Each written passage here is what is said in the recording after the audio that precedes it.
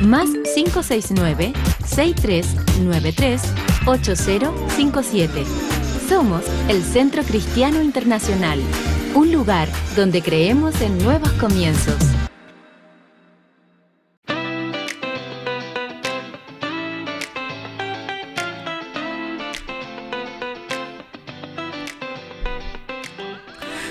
Hola amigos, ¿cómo están? Usted se viene sumando recién al canal de televisión, qué bueno. Saludamos a todos los amigos que nos ven en Punta Arenas en la señal 38.3 y también a los amigos que nos ven acá en la región metropolitana en la señal 15.3 de Nuevos Comienzos Televisión. Nuevos Comienzos Televisión. ¿Sabe qué?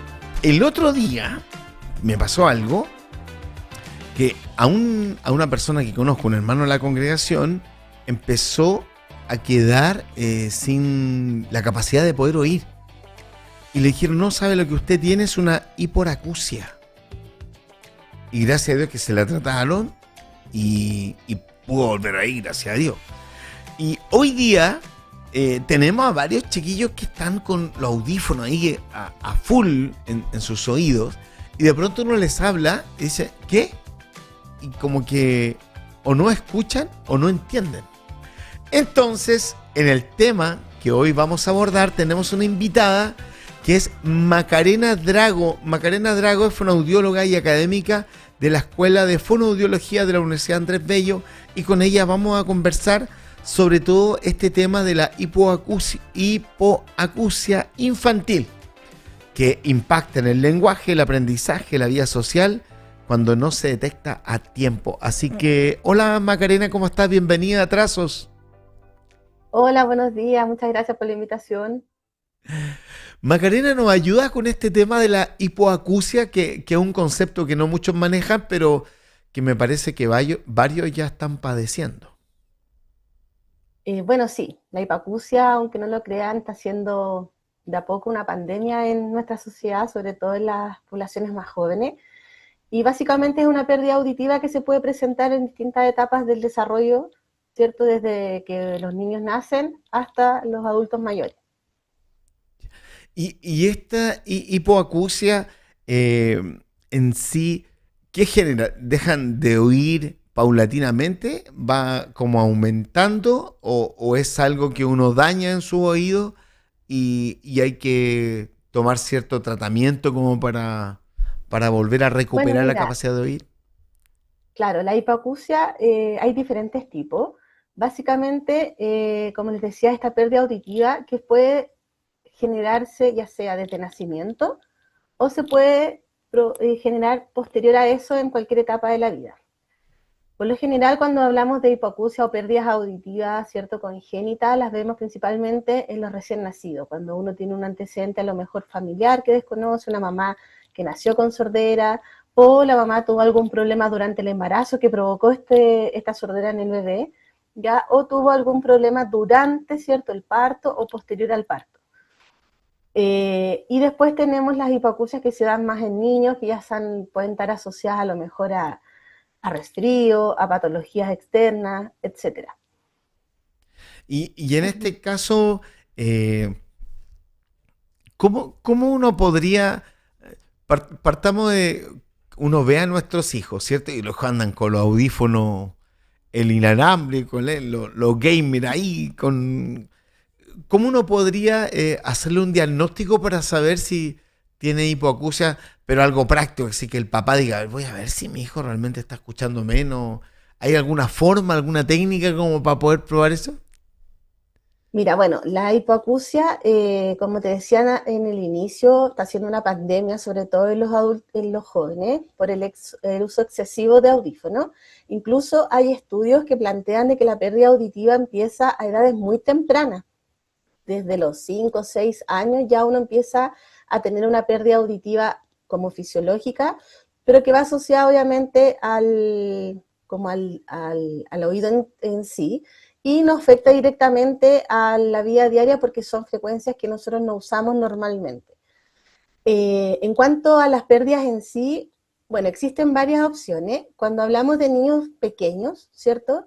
Por lo general, en los recién nacidos nos podemos enfocar a niños que no reaccionan a los ruidos fuertes, niños que no balbucean, niños que cuando están un poco más grandes no reaccionan al nombre, por ejemplo, o en la medida que cuando empiezan a desarrollar lenguaje, este no se encuentra, que es como una de las principales características de la hipoacusia infantil, es un mal desarrollo en el lenguaje, ¿ya? Cuando hablamos de niños más adolescentes o niños más en la edad escolar, podemos observar, por ejemplo, jóvenes que preguntan mucho lo mismo, jóvenes que se comunican mirándole mucho la boca al interlocutor,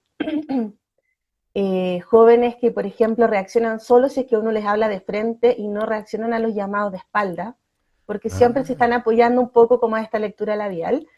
Y obviamente también, y en la adultez, digamos, jóvenes adultos y el adulto en general, se ve mucho en preguntar nuevamente lo mismo, en escuchar el televisor muy fuerte, en, por ejemplo, tener esta como muletilla no sé si tú como que los adultos mayores la tienden a sí. tener, que uno de repente confunde si es realmente me está escuchando o no entiende lo que me está escuchando o simplemente es la muletilla. Entonces hay como varias cositas, incluso, bueno, cuando son más grandes ya es como la autorregulación, ¿cierto? De cada uno, de decir, ¿sabes qué? No estoy escuchando bien, si es que esta pérdida auditiva se adquiere posterior a tener una audición normal, digamos. Uno puede decir, ¿sabes qué? No estoy escuchando muy bien por este oído o tengo esta sensación de oído tapado. En el caso más complejo son cuando son más pequeños, Ya. porque la audición es uno de los canales principales de la adquisición del lenguaje. Por lo tanto, hay que estar muy, muy atento a cómo está esta audición, ¿cierto? Se mantiene y se comporta durante el desarrollo en los primeros años de los niños, porque de eso va a depender que también va a adquirir, ¿cierto?, su lenguaje. Y si este no se genera y nos damos cuenta muy tarde, pueden ser ya, se pueden pasar estos periodos, digamos, críticos que los niños tienen para adquirir ciertas habilidades y podemos tener retrasos importantes que después son más difíciles de poder rehabilitar o de poder mejorar, por así decirlo. Oye, ¿sabes qué? Me hace recordar algunas cosas, Macarena, porque el otro día, no, hace una semana atrás, lo más probable es que ahora lo voy a pronunciar y va a aparecer. Me apareció un reel que decía, ¿hasta qué ruido escuchas? Entonces uno escuchaba cierto ruido y de repente, y cambiaba de color. O sea, cada vez que te pronunciaba un ruido, cambiaba de color. Entonces, y te preguntaba, ¿sigue escuchando? No sé, ya, sí. Y de repente ya cambiaba otro color y habían ruidos que yo ya no escuchaba. Dije, no, no puede ser. Yo dije, lo voy a escuchar todo. Y lo hice con mi esposa. Le dije, amor, a ver, revisa aquí. Ya, ¿hasta qué color escuchaste? Y yo quedé impactado porque ella escuchaba más que yo. Bueno, parece que las mujeres tienen ese mejor atributo, escuchan más que uno, pero en ese contexto, ¿qué tipo de exámenes uno debería hacerse? Porque claro, como rutina uno dice, oye, si te sientes mal, hazte exámenes de sangre. Si el tema Claro. ocular, hazte exámenes de vista. Pero en el tema auditivo, que uno como que se deja estar. ¿Qué examen uno podría Sí, llevar a los hijos o uno grande ya debería hacerse? de hecho eso es súper importante porque la audición es uno de los sentidos que así que no se ve, por así decirlo. Por ejemplo, cuando a uno le sale un grano en la cara, uno inmediatamente como entorpece, por así decirlo, la parte del ego, la parte como facial, uno al tiro va al dermatólogo. Cuando uno tiene problemas para ver también, porque no sé, si te ve el ojo más chico, ay no, no me veo bien, etcétera. En cambio la audición no. La audición es una de las cosas que la gente por lo general tiende a dejar de lado porque siempre le echa la culpa a otra cosa. Ah, no, tengo el oído tapado, no, estoy un poco resfriada, qué sé yo. Y la verdad es que es súper importante poder generar ciertas evaluaciones preventivas y también acudir a evaluaciones apenas uno tenga pequeñas dificultades auditivas, porque a veces hay pérdidas auditivas o hipacusias que a la medida que se evalúen o se pesquisen tempranamente pueden tener eh, ciertas mejorías, como por ejemplo cuando uno tiene pérdidas auditivas de manera súbitas, que le llaman, ¿ya? Ya. A veces uno despierta, no sé, despertaste escuchando nada y tú dices, chuta, ¿qué pasó? Claro, se puede deberse a muchas cosas que con intervención directa del otorrino se puede mejorar. Pero hay otras que no. Y en la medida que se pesquisan tempranamente también se pueden, ¿cierto?, sobrellevar mucho mejor. Yendo a tu pregunta, en Chile, ¿cierto?, existen en general varios exámenes que nosotros podemos realizar.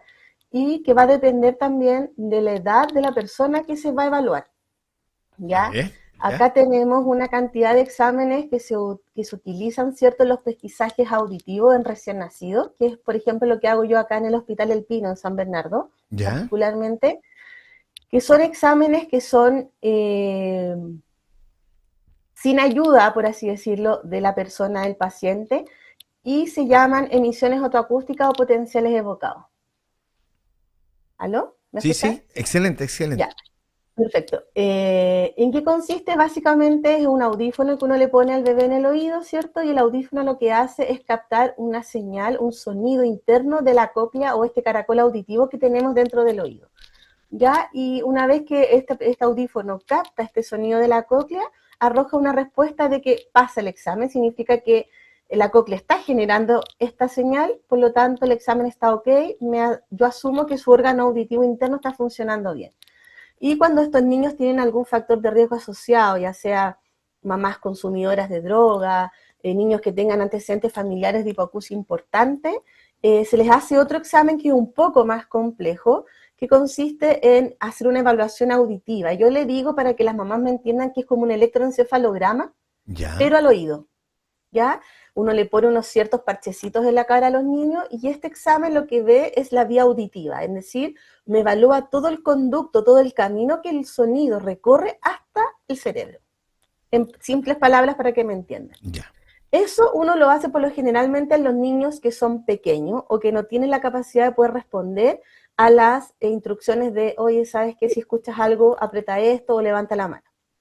Y luego tenemos el examen BEDET que le digo yo, que es como el mejor examen que existe en la actualidad, que es la audiometría, que es lo que la mayoría de las personas deberíamos hacernos por lo menos una vez al año, y consiste básicamente en que el terapeuta, ¿cierto?, a través de unos audífonos te manda un sonido y uno tiene que ir respondiendo si es que ese sonido uno lo escucha o no. Aunque este sonido sea muy despacio, uno tiene que apretar un botón o a veces levantar la mano, ¿cierto?, y esas respuestas que tú vas dando, el terapeuta o el audiólogo lo va registrando en un gráfico, ¿cierto?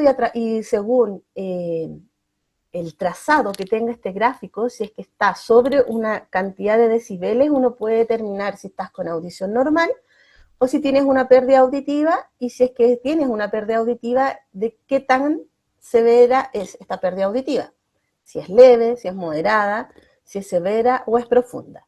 Y de acuerdo a ese diagnóstico, digamos, uno deriva, ¿cierto?, a los médicos especialistas, al otorrino, para empezar, ¿cierto?, ya sea o con implementación auditiva, que pueden ser audífonos, o incluso implantes cocleares, que son como estos dispositivos de última generación que tenemos para las personas que ya tienen daños mucho mayores, o simplemente se puede ver a lo mejor al paso normal de la edad, una presbiacusia, ¿cierto?, que también se trata con audífono, etcétera. O sea, hay una gama de posibilidades de tratamiento y de maneras de poder manejar mejor la pérdida auditiva, sobre todo en los adultos mayores, que es donde más complejo se ve. Y en este caso, Macarena, lo que le pasó a alguien que yo conocía que perdió audición, y bueno, y después la recuperó y todo, y el doctor decía, no, es que esto fue por causa de estrés. O sea, los cuadros altos de estrés también pueden, una persona podría presentar algo así como hiperacusia. O sea, es lo que yo te explicaba un poco. Bueno, el estrés hoy en día es como la causante de todo lo que nos puede pasar. Sí. Como que es heavy, porque no, cuando no hay como un motivo aparente, no puede ser el estrés. Claro, la verdad es que el estrés puede generar, ¿cierto?, una debilidad en tu sistema inmune, te puede poner propenso a contagiarte, ¿cierto?, con mayores virus. Y la verdad es que los orígenes de las hipoacusias pueden ser muy variados, ¿ya? Ya. Yo te decía, por ejemplo, las hipoacusias súbitas, que me imagino que es más o menos lo que tú me estás comentando de Ujú. tu amigo. Mira, se puede ver desde un virus, ¿cierto?, de un resfriado mal cuidado que se te alojó en el oído, como otra cosa mucho más compleja. Lo importante en esto, efectivamente, es poder atender esa molestia o esa dificultad lo antes posible. Por ejemplo, como te explicaba, en las hipoacusias súbitas, a veces con tratamientos con corticoides, y eso no es mi expertise, pero más o menos para que entiendan, se Ya. puede revertir. rápidamente, pero también hay un periodo para que uno pueda revertir esa hipoacusia. Si yo me demoro y le echo una semana, 2 semanas la culpa al estrés, probablemente cuando yo diga, no, esto ya no es estrés, es algo orgánico, y vaya al médico, te va a decir, ¿sabes qué? No, la verdad es que ya ha pasado mucho tiempo, el oído ya se dañó. Por lo tanto, la hipoacusia se va a quedar, digamos. Que pasó con un familiar también que yo conozco, Ya. que estuvo sordo un par de semanas, y cuando fue al otorrino le dijeron, sabes que ya no hay vuelta. Sin embargo, si tú le haces, digamos, una evaluación temprana, con corticoides a veces o con tratamiento ya más de índole médico, podrías mejorar y en algunas ocasiones quizás revertir, como cuando son cosas más puntuales. Y también es obviamente súper importante, así como consejo, al igual como hoy en día las mujeres les hacen exámenes preventivos como la mamografía, qué sé yo, hacer exámenes preventivos auditivos. Todos los años la curva de las audiometrías van cambiando de acuerdo al paso de la edad o de acuerdo a algún tipo de patología. Y lo ideal es siempre ir comparando una audiometría con la del año anterior, igual que lo que pasa con las mamografías. Entonces ahí uno puede ver qué tanta pérdida vas teniendo de un año a otro, si esta audición se te ha mantenido, ha disminuido, ha mejorado, etcétera. Y también tú de esa manera le ayudas a tu médico otorrino a poder llevar mejor tu tratamiento. Mm. Estamos compartiendo para ustedes que nos están escuchando en radio y también para quienes nos ven en televisión con Macarena Drago, fonoaudióloga y académica de la Universidad Andrés Bello, y estamos abordando esto de la hipoacusia, ¿cierto? Nos hemos ido de lo general y hemos ido a los niños, los adultos. Y me gustaría, Macarena, preguntarte, hoy día hay niños que tienen problemas en su lenguaje y todo eso. Cuando uno dice, ¿sabes que voy a buscar una fonoaudióloga? Que obviamente uno no tiene mucho contexto, ¿en qué caso uno sirve la fonoaudióloga para evaluar a nuestro niño, que ella detecte qué está pasando? Porque claro, cuando vemos que los demás niños empiezan a avanzar y uno ve que el hijo de uno, y mira, en esta área no está tan avanzando en su lenguaje, cuando uno consulta con una fonoaudióloga, ¿qué es lo que le puede pedir? ¿Una evaluación, unos test? ¿Cómo es ese proceso para poder acudir a ustedes y ayudarnos, en este caso, que puede ser con nuestro hijo, que podría tener una hipoacusia y por eso tiene problemas en su lenguaje o incluso hasta en su comportamiento? Claro, mira, bueno, la verdad es que dentro de nuestra especialidad como fonoaudiología tenemos varias áreas y siempre es importante determinar en el fondo cuál es la causa de ese problema que está teniendo este niño, porque por lo general la pérdida auditiva lo que más provoca en los pequeños, en los niños, es problema en el desarrollo del lenguaje. Y es por lo cual la mayoría de las veces nos consultan, ¿ya? Y hay colegas, ¿cierto?, que se dedican a la evaluación y el tratamiento de niños con trastornos específicos del lenguaje. Ahora, siempre es importante pesquisar si ese problema del lenguaje está asociado a que el niño está escuchando mal y por eso habla mal, o tiene un trastorno del lenguaje por algo ya más orgánico, ¿se entiende? Ujú. De hecho, lo primero que se hace en los colegios es precisamente, y en algunos ya se está pidiendo, es que los niños entren a los colegios con un examen auditivo actualizado para evitar ciertos problemas en todo este proceso de adquisición, por ejemplo, de la lectoescritura, ¿ya? Porque en el fondo, en la medida que uno escuche bien, va a hablar bien. Si uno escucha mal, va a hablar mal. Entonces es importante tener como esta salvedad. Uno como fonoaudióloga, hay fonoaudiólogas, colegas como yo, por ejemplo, que nos dedicamos al área de audiología y que efectivamente yo podría, cierto, pesquisar a través de toda esta gama de exámenes que te mencioné si es que este niño escucha o no. Ahora, en el ámbito, por así decirlo, ambulatorio, si uno tuviera un niño en el momento, uno efectivamente hay ciertas estrategias que uno puede realizar para ver si es que en términos generales estamos frente a una pérdida auditiva o no. Por ejemplo, hablarle de manera cuchichada, así como muy despacio, para ver si el niño reacciona o no. A lo mejor hacer sonar, ¿cierto?, una batería, no sé, de cascabeles, ciertos sonidos de diferentes frecuencias para ver si reacciona o no a los agudos, a los graves, etcétera. Pero eso me va a dar una revisión más bien general de cómo está su sistema auditivo. Y la verdad es que si bien nos ayudaron en primera instancia, sobre todo en ellos, lo principal es saber qué también está escuchando y si tiene pérdida auditiva, cuánto es la pérdida auditiva que tiene. Porque a veces, por ejemplo, pueden haber un niño que no dice un fonema en particular. Por ejemplo, lo típico de los fonoaudiólogos no dice la R. ¿Ya? Y a veces puede ser de que porque el niño está teniendo una pérdida auditiva, que justo la pérdida auditiva está asociada a esa frecuencia, ¿cierto? En donde la R se desenvuelve normalmente. Entonces, es súper importante tener esto como bien claro y irnos asegurando día a día que el desarrollo auditivo vaya de la mano con el niño, porque como tú bien dijiste al inicio, esta pandemia de audífonos, lo único que va a lograr es que tengamos personas sordas a muy temprana edad. Wow. A muy temprana edad. O sea, estamos hablando que podemos estar, por ejemplo, a los 40 años ya jóvenes, adultos jóvenes con audífonos.